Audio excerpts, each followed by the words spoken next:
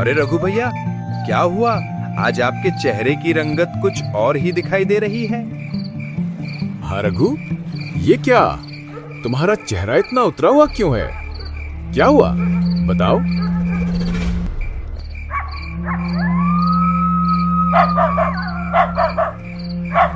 कहते हैं रातें इंसान से उसकी सबसे बड़ी गलती भी करवा देती हैं, खासकर जब दिल दुखा हो और दिमाग में बस गुस्सा भरा हो।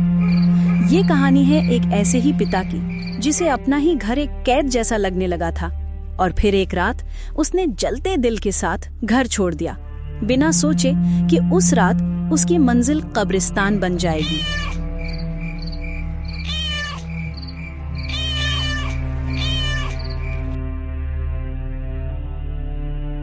रघु एक मेहनती किसान था जिसकी पूरी दुनिया बस खेतों में सिमटी थी।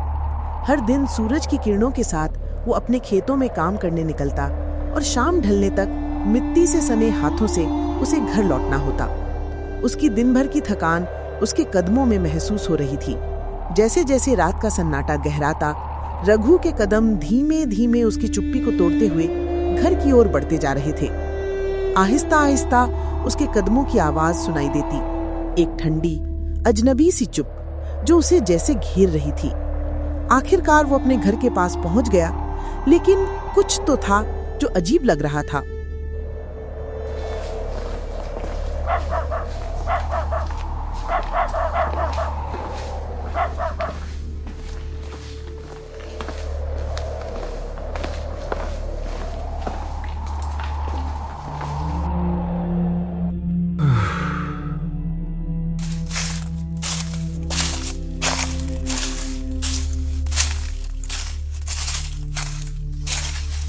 लोहा आ गए महाराज। पूरे गांव में बस तुम ही एक हो जो इतना देर से घर आते हो।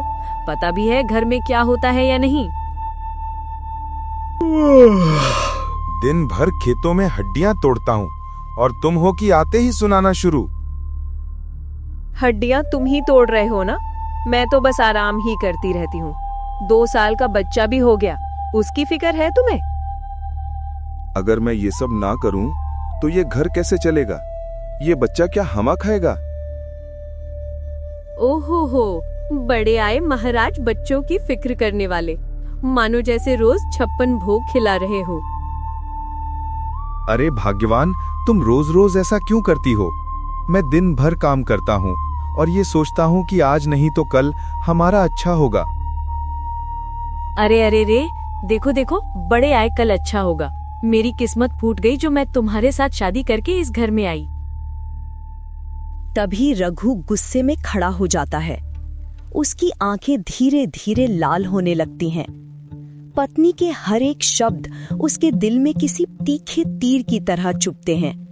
थकान, अपमान और दर्द सब मिलकर उसके अंदर एक आग भड़का देते हैं, और उसी जलती हुई आग में वो भारी आवाज में कह उठता है, बस बहुत हुआ कनिका, अब मैं और अपमान सहन नहीं कर सकता। पता नहीं तुम्हारी मुझसे क्या दुश्मनी है, कभी भी सीधे मुंह बात नहीं करती हो। तो क्या करूं मैं? कब तक तुम्हारे साथ इस गरीबी में अपने बच्चों को लेकर दुख देखती रहूं? गांव की सभी औरतें अच्छे अच्छे कपड़े गहने पहनती हैं, और मैं 6 महीने से एक ही साड़ी पहन रही हूँ। जब मेरा खर्चा ही नहीं उठा सकते तो मुझसे शादी क्यों की थी तुमने? अरे कोशिश कर तो रहा हूं ना, मैं दिन रात मेहनत कर रहा हूं।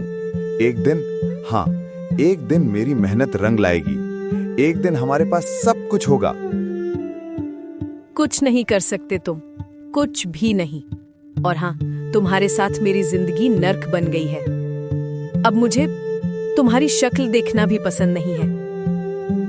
कनिका, क्या बोल रही हो तुम? तुम मेरी धर्म पत्नी हो। अगर मेरे दुख में मेरा साथ नहीं दे रही तो फिर हम सुख दुख के साथी कैसे हुए? और क्या कहा, मेरी शक्ल भी अब तुम्हें पसंद नहीं? इतनी नफरत तुम्हारे दिल में सिर्फ इसलिए क्योंकि मैं सफल नहीं हूँ? पूरे घर में अशांति का माहौल फैल जाता है। एक अजीब सी खामोशी जैसे दीवारों तक कांप उठी हूँ। दोनों के झगड़े के बीच उनका 2 साल का बच्चा धीरे धीरे उठकर पलंग पर बैठ जाता है। डर से उसकी आंखें फैल जाती हैं। लेकिन माँ बाप के गुस्से में डूबे शब्द उसे किसी की नजर में ही नहीं आने देते। नई जिंदगी जिसने अभी जीना सीखा भी नहीं, उसके बारे में सोचने की फुर्सत न रघु को है न कनिका को। विवाद बढ़ता ही जाता है और गुस्से की आग में जलते हुए आखिरकार रघु बोल पड़ता है। ठीक है, तुम्हें मेरी शक्ल देखना पसंद नहीं है, चला जाऊंगा मैं, बहुत दूर चला जाऊंगा तुम्हारी नजरों से, कभी वापस नहीं आऊंगा। हाँ तो चले जाओ, कम से कम तुम्हारे इस रोज रोज के ड्रामे से मुक्ति तो मिलेगी मुझे। पत्नी के कठोर व्यवहार, उसके क्रोध और निराशा ने रघु के दिल को अंदर तक तोड़ दिया था। वो अंधेरी रात में बिना कुछ सोचे घर से बाहर निकल गया। उसके कदम लड़खड़ा रहे थे, दिल में सिर्फ एक कसक थी, क्यों मेरी जिंदगी ऐसी है।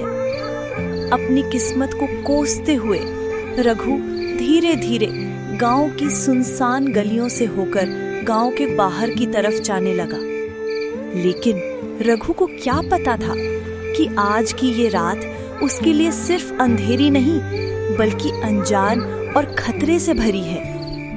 उसके कदमों की आहट खाली रास्तों में गूंजती रही और जैसे ही वो थोड़ा आगे बढ़ा, अचानक पीछे से एक आवाज आई। अरे ओ रघुआ, इतनी रात को कहाँ चल दिए भाई? जैसे ही रघु के कानों में ये आवाज पड़ी, उसके कदम अचानक थम गए। धीरे धीरे उसने पीछे मुड़कर देखा। चाय की टपरी पर गांव के कुछ लोग रात की ठंडी हवा में चाय की चुस्कियां ले रहे थे। रघु ने दुखी और खाली निगाहों से उनकी तरफ देखा ही था कि उसी वक्त चाय की टपरी पर बैठे मोहन चाचा बोल पड़े। अरे अरे भाई रघु, इतनी रात को कहाँ जा रहे? और भाई आगे तो जंगल है, इतनी रात को जंगल की तरफ?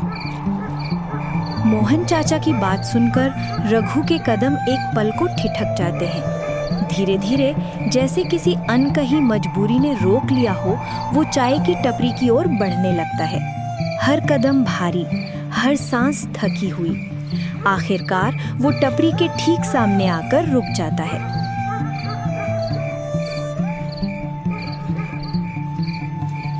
अरे रघु भैया, क्या हुआ? आज आपके चेहरे की रंगत कुछ और ही दिखाई दे रही है। हाँ रघु, ये क्या?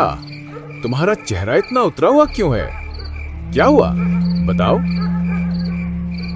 टपरी पर बैठे सभी लोगों ने जब रघु से ऐसे सवाल किए तो रघु का चेहरा और भी गंभीर होने लगा। उसकी आंखों में नमी चमक उठी और फिर धीरे धीरे आंसू बहने लगे। रघु को इस हालत में देखकर टपरी पर बैठे मोहन चाचा फौरन बोले। रघु, अरे ये क्या, तुम्हारी आंखों में आंसू? क्या हुआ बेटा, मुझे बताओ क्या हुआ? क्या बताऊं चाचा जी, कभी कभी लगता है कि ये जीवन बेकार है। ये सुनकर वहां बैठे सभी लोग सन्न रह जाते हैं। आखिर रघु ऐसा क्या कह गया? कैसा दर्द है उसके अंतर्मन में जिसने उसकी आंखों में नमी ला दी है? दम साधे सभी लोग रघु के चेहरे को बस देखते ही रह जाते हैं, जैसे उसकी खामोशी उनके दिलों में उतर रही हो। इसी गंभीर खामोशी के बीच अचानक चाय वाला बोल पड़ता है। अरे भैया, ये क्या बोल रहे हो? ऐसे क्यों कह रहे हो? कुछ तो बताओ भैया, क्या बात है? जब चाय की टपरी पर बैठे सभी लोग रघु से उसके दुख के बारे में पूछने लगते हैं तो रघु भी दुखी होते हुए घर पर हुई सारी घटना वहां पर बता देता है। बहुत ही गंभीर और दुखी होकर फिर से उसकी आंखों से आंसू गिरने लगते हैं। वहां पर बैठे सभी लोग भी थोड़ी देर के लिए चुप हो जाते हैं और फिर वहां बैठे मोहन चाचा बोले। बेटा रघु, ध्यान रखना, हर पति पत्नी के बीच झगड़े होते हैं। लगभग हर घर में यही हाल है। इसका यह मतलब तो नहीं कि हमारा जीवन बेकार हो गया है। ये सब सामान्य है और इससे घबराने की कोई जरूरत नहीं। वहां बैठे सभी लोग रघु को समझाने की कोशिश कर रहे हैं, लेकिन रघु के मस्तिष्क में आज क्रोध का भयंकर तूफान मचा हुआ था। वो किसी की बात पर ध्यान नहीं दे रहा था। तभी चाय की टपरी वाला बोलता है। भैया, मेरी बात का बुरा मत मानिएगा, एक बात कहूँ, आज की ये रात बहुत अजीब है और भयानक भी। कृपया जंगल की तरफ मत जाइए। आप आज यहीं ठहर जाइए प्लीज। रघु चाय वाले की बात की कोई प्रतिक्रिया नहीं दे रहा था। सब उसे समझाने की कोशिश कर रहे थे, लेकिन वो क्रोध और उलझन में पूरी तरह डूबा हुआ था। थोड़ी देर चुप रहने के बाद मोहन चाचा फिर से बोल पड़ते हैं। बेटा रघु, आज अमावस्या है। हमारा जंगल भयानक है और रहस्यों से भरा हुआ भी। तुम तो जानते ही हो, वहां आए दिन कोई ना कोई घटना घट जाती है। इस अमावस्या की रात तो बिल्कुल मत जाना बेटा। जब मोहन चचा ने ऐसा कहा तो रघु थोड़ी देर के लिए सोचने लगता है, लेकिन क्रोध उसके मस्तिष्क पर इस प्रकार हावी हो गया था कि वो किसी की बात मानने के लिए तैयार ही नहीं था। थोड़ी देर सोचने के बाद रघु बोलता है, चाय वाले भैया और मोहन काका, आपका बहुत बहुत आभार कि आप मेरे बारे में अच्छा सोचते हो। परंतु क्या करूं, जिसकी कद्र उसकी पत्नी ही नहीं करती, उसके लिए ये छलावे, ये काली रातें क्या ही कर लेंगी। रघु ये बोलकर वहाँ पर बैठे सभी की बातों को नजरअंदाज करते हुए वहाँ से निकल जाता है।